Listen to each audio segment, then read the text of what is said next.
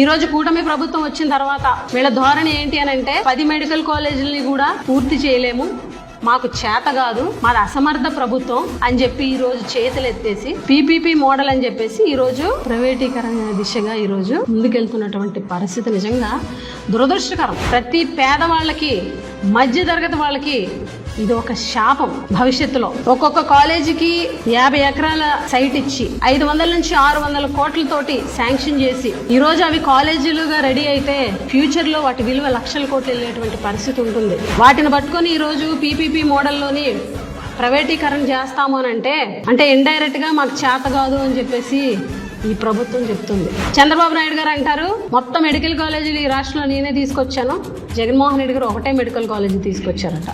మంత్రి గారేమో పార్థసారథి గారేమో ఆయన స్టేట్మెంట్ ఇస్తూ గతంలో 17 కాలేజీలు శాంక్షన్ అయినాయి, 7 కంప్లీట్ అయినాయని ఆయన చెప్తారు. హోంమంత్రి అనిత గారు నిన్న ప్రజెంటేషన్ ఇచ్చారు, అసలు జగన్మోహన్ రెడ్డి గారు తీసుకొచ్చినటువంటి మెడికల్ కాలేజీలు ఏ దశల్లో ఉన్నాయో చూడండి అని చెప్పి హోంమంత్రి ఒక ప్రజెంటేషన్ ఇచ్చారు. హోంమంత్రి ప్రజెంటేషన్ అంటే చాలా మంది ఆవిడ శాఖ మీద ఇస్తున్నారేమో, లేకపోతే ఈ రాష్ట్రంలో జరుగుతున్నటువంటి అఘాయిత్యాలు, ఆడపిల్లల మీద అఘాయిత్యాలు జరుగుతున్నాయి కదా, అఘాయిత్యాలు అరికట్టడానికో, లేకపోతే గంజాయిని అరికట్టడానికో, అవాంఛనీయ సంఘటనలు జరగకుండా చూడడానికి పోలీస్ వ్యవస్థను పటిష్టం చేయడానికో ఆవిడ ప్రజెంటేషన్ ఉంటుందని అనుకున్నారు. ఆవిడ ప్రజెంటేషన్ ఏంటి అని అంటే మెడికల్ కాలేజీల గురించి ప్రజెంటేషన్ చేస్తున్నట్టుగా చెబుతూ జగన్మోహన్ రెడ్డి గారిని పర్సనల్ గా తిట్టడం, వ్యక్తిగత విమర్శలు చేయడం, అబద్ధాలు చెప్పడం. హోంమంత్రి అనిత మాట్లాడుతుందని అంటే చాలా మందికి అర్థమైపోతుంది ఏంటి అని అంటే తెర మీదకి వచ్చింది అని అంటే ఖచ్చితంగా అబద్ధాలు మాట్లాడుతుంది, ఏది పడుతుందో మాట్లాడుతుంది అని ఒక ఇంప్రెషన్ అందరికి వెళ్ళిపోయింది. శాఖ మీద పట్టు లేదు, పోలీస్ వ్యవస్థని పటిష్టం చేయదు.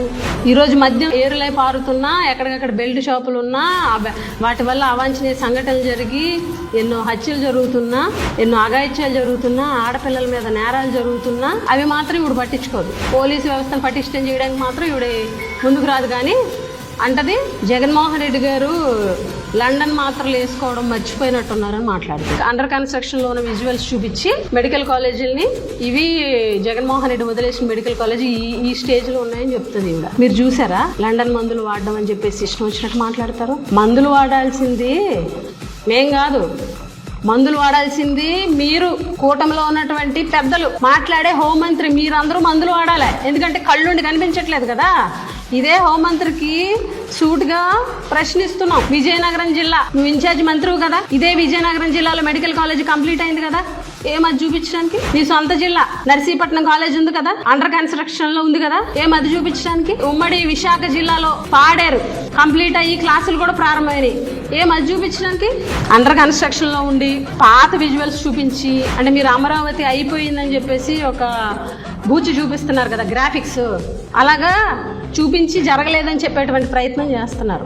జగన్మోహన్ రెడ్డి గారు 17 మెడికల్ కాలేజీలు తీసుకొచ్చారనేది వాస్తవం, అందులో 7 కంప్లీట్ అయ్యాయనేది వాస్తవం, మిగిలిన అండర్ కన్స్ట్రక్షన్ లో ఉన్నాయన్నది వాస్తవం. ఈ మెడికల్ కాలేజీల అంశం, ప్రైవేటీకరణ అంశం ఏదైతే ఉందో ప్రజల్లోకి వెళ్ళింది కాబట్టి, ప్రజల్లో చెడ్డ అవుతున్నారు కాబట్టి ఈ రోజు ఏదో రకంగా అబద్ధాలు చెప్పి, అబద్ధాలు చూపించి వాళ్ళు ఏం కట్టలేదు, వాళ్ళు ఏం తీసుకురాలేదు, మేం చేసేస్తున్నాం అని చెప్పేటువంటి ప్రయత్నం చేస్తున్నారు. ఆ మంత్రి సవిత ఆవిడేమో సెల్ఫీ దిగి పెనుగొండలోని ఇదిగో ఈ పొజిషన్ లో ఉంది చూడండి జగన్మోహన్ రెడ్డి గారు తీసుకొచ్చినటువంటి మెడికల్ కాలేజీ. మెడికల్ కాలేజీ అనేది 3 దశల్లో లక్ష్యం పెట్టుకుంది వైఎస్ఆర్ కాంగ్రెస్ పార్టీ ప్రభుత్వం గతంలో.